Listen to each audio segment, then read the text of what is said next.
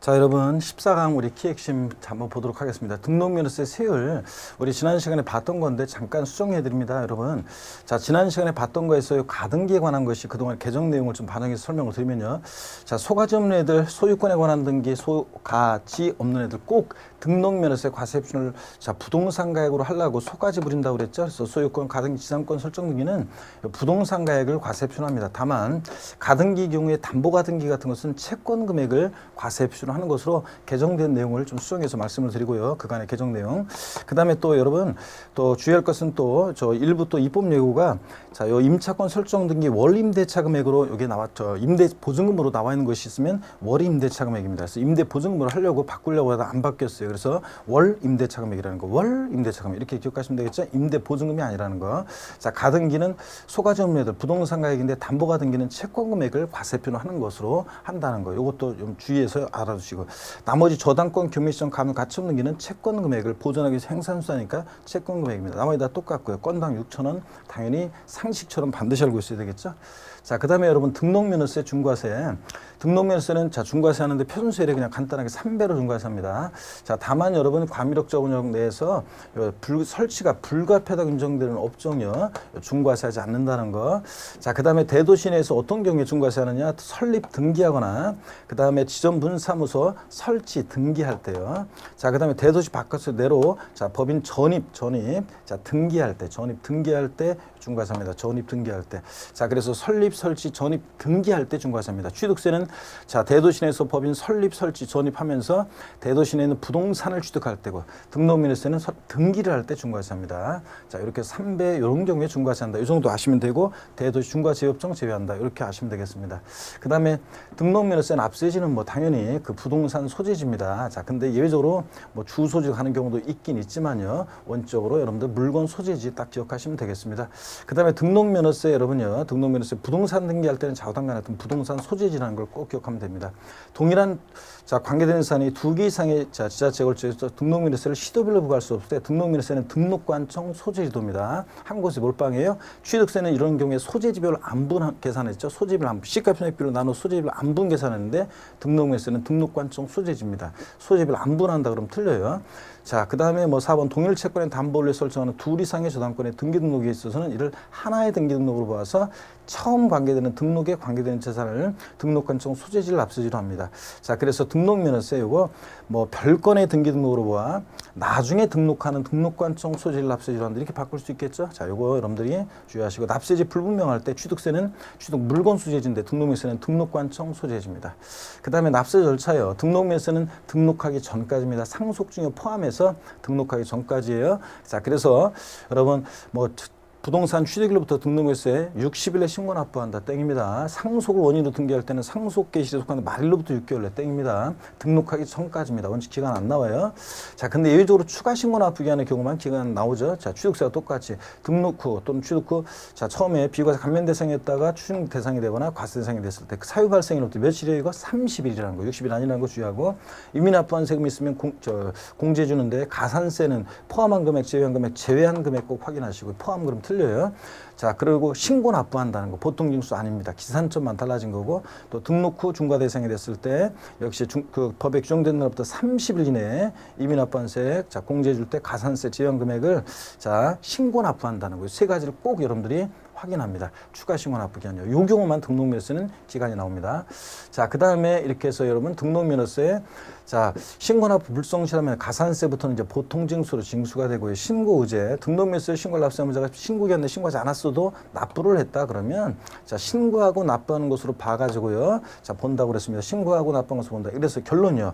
이 경우 가산세 무신고 및 과소신고 가산세 적용한다 안 한다 안 한다는 거. 자 그래서 무신고 가산세는 적용한다고 바꿔서 나온 적이 있고 깎아준다 그래도 틀려요. 자, 이걸 여러분들이 주의합니다.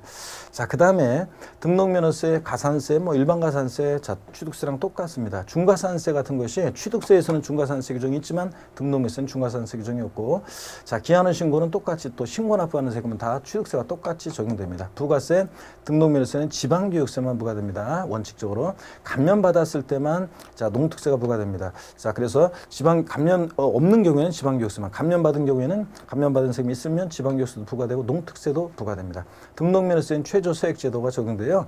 그래서 면세점이나 소액증수 면적 규정이 없어요. 등록면세는 수수료 성격유세라 공짜로 안 해줍니다. 그래서 오히려 부동산 등기를 때 등록면세는 세계 6,000원 미만이면 무조건 얼마 받습니까? 6,000원 납부하게 합니다. 6,000원 미만은 징수하지 않는다. 이러면 틀려요. 자, 그 다음에 비과세 가는 것은 앞에서 우리 등록면세 했었습니다. 국가 등에 대한 비과세 이런 것들 여러분들 보시면 되겠습니다. 그래서 비과세 관한 것도 지문에 이런 것들이 나오기 때문에 여러분들이 주의해서 보셔야 되겠습니다. 반드시. 자, 그 다음에 자, 이어서 보시면 재산세 개요를 보시면요. 재산세는 시장군수구청장이 부과하는 세금이고요. 자, 대표적인 보유과세죠. 그 다음에 특정 시점을 보유과세다 보니까 기준으로 과세합니다. 그래서 과세 기준이 있고 6월 1일 기준으로 뭐든지 판단합니다. 재산세는 물세라 물건 각각 개별과세합니다. 건축물이나 주택 같은 건 다만 토지 경우만 예외적으로 인세적 성격이 있어서 동일한 시군구 관할 구역의 토지를 합산해서 과세합니다. 징수 방법은 보통 징수니까 그 의무를 불성실했어요. 그 의무를 이행하지 않았을 때는 자, 가산금이 적용된다고 그랬죠. 그래서 납부기 한데 미납부하면 가산금이요. 요거 저희 총론에서 배운 것과 똑같습니다. 소액 징수 면적이 적용돼요. 그래서 나중에 보겠지만 소액은 징수를 면제한다. 그래서 거기서 장당세액 2,000원 미만은 징수하지 않는다. 이런 규정이 있습니다. 몰라 분할 납부 다 허용이 되고요. 세부담 상한선 규정이라고 해서 이따가 또 우리가 배우게 됩니다. 그 다음에 사실주의 과세하고요. 등기 등록 허가 등과 무관하게 과세하고 현황부과 원칙이 적용됩니다. 자, 여러분 재산세 납세무자는 원칙 자 봅니다. 시험에 무조건 나온다고 그랬죠. 거의 자 매년 나오고 있습니다. 그래서 잘 보셔야 되는데 과세기 6월 1일 현재 재산을 사실상 소유하는 자입니다. 공무상 소유자 안 집니다. 원칙은 예외적으로 공무상 소유자가 납세무자 되는 경우도 있죠. 두 가지 꼭 알아둬야 됩니다. 자, 공무상의 소유자가 매매 등의 사유로 소유권 변동이 있는데도 불구하고 신고하지 않아서 사실상 소유자를 알 수 없을 때는 자 공무상 소유자를 납세무자로 하고요. 그래서 권리변동 신고 여부 관계없이 사실상 소유자다. X입니다. 권리변동 사실을 신고 안 해서 사실상 소유자를 알 수 없을 때가 공무상 소유자. 공무상 개인 명의로 등재했는 종중재산, 종중세금을 신고 안 했다 그러면 과세권자 입장에서 이거 누구 재산인지 알 수 없으니까 그럴 때는 이제 공무상 소유자가 됩니다. 공무상 종중 소유임을 알지 못하니까요. 근데 종중 소유임을 등기하거나 신고했다 그러면 종중재산인지 알게 됐으니까 종중이 납세무자가 될 수 있고요. 자, 법령의 반대속도 소유권의 귀속이 불분명해서 사실상 소유를 알 수 없을 때 이거 사용자입니다. 자, 소유권의 귀속이 불분명하다는 것은 공무상 소유자를 상대로 소송 중에 있거나 행방불명일 때 얘기입니다. 자, 국가, 지자체, 지자체적과 은분명맥 체결하고 무상사용권을 부여받았을 때 매수계약자입니다. 또 국가가 선수를 받아 조성한 매매형 토지로서 사실상 조성이 완료된 토지 사용권을 무상으로 받은 경우에 그 사용권을 무상으로 받은 자를 매수계약자로 본다고 법령에 되어 있어요. 그 말은 그 무상사용을 받은 자를 매수계약자로 본다는 말은 그 무상사용권을 부여받은 자가 사용권을 무상으로 받은 자가 납세무자가 된다는 그런 얘기입니다. 자, 그 다음에 시험에 저 2번 나왔었고요. 그 다음에 요 정도, 그 다음에 여러분 신탁재산 한번 봅니다. 자, 수탁자가 납세무자 된다는 거 꼭 알아두셔야죠. 시험이 이미 나왔고요. 신탁법에 수탁자명의로 등기된 신탁재산, 위탁자별로 구분된 재산 누가 납세무자? 수탁자, 위탁자로 바꿔서 나왔습니다. 이 경우 위탁자별로 구분된 재산에 대한 납세무자는 각각 다른 납세무자로 보고요. 여러분들 이런 것들. 그 다음에 니은번에 대한 요 얘기는 우리 기본수에서 아직 안 배웠기 때문에 다음에 제가 하여튼 설명을 또 드리겠습니다. 그 다음에 자, 주된 상속자가 되는 거, 상속 개시된 재산인데 상속 등기도 안 되고 사실상 소유자 신고도 안 됐다 그러면 주된 상속자. 결정이 제1순위는 민법상 상속 지분이 가장 높은 자입니다. 2순위는 나이가 제일 많은 사람 연장자. 자, 그래서 시험에서는 상속인 각자가 납세무자가 된다. 상속인 공동은 납세무자가 된다. 바꾸면 틀려요. 공유재산은 누가 납세무자? 지분권자입니다. 지분이 표시가 없으면 지분이 균등한 것으로 보고 지분이 가장 큰 자로 한다. 지자청이 지정하는 사람한테 막 바꿉니다. 판지계에서 채비지 보류주로 정한 경우에 누가 납세무자? 사업시행자. 이런 것들 시험에도 장식용으로도 나왔었고요. 양수인이 되는 것은 이거 예규 내용인데 기본세는 없지만 과세기준의 양도양수가 된 경우 6월 1일 날 잔금을 치렀다. 자, 그러면 누가 납세무자가 되느냐? 양수인입니다. 6월 1일 날. 자, 잔금이 치러지는 그런 경우요. 자, 이렇게 해서 여러분들 납세무자는 반드시 여러분들이 알고 계셔야 되겠습니다. 자, 여러분 이렇게 해서 우리 키엑심 다음에 또 다시 또 씩씩한 모습을 뵙겠습니다.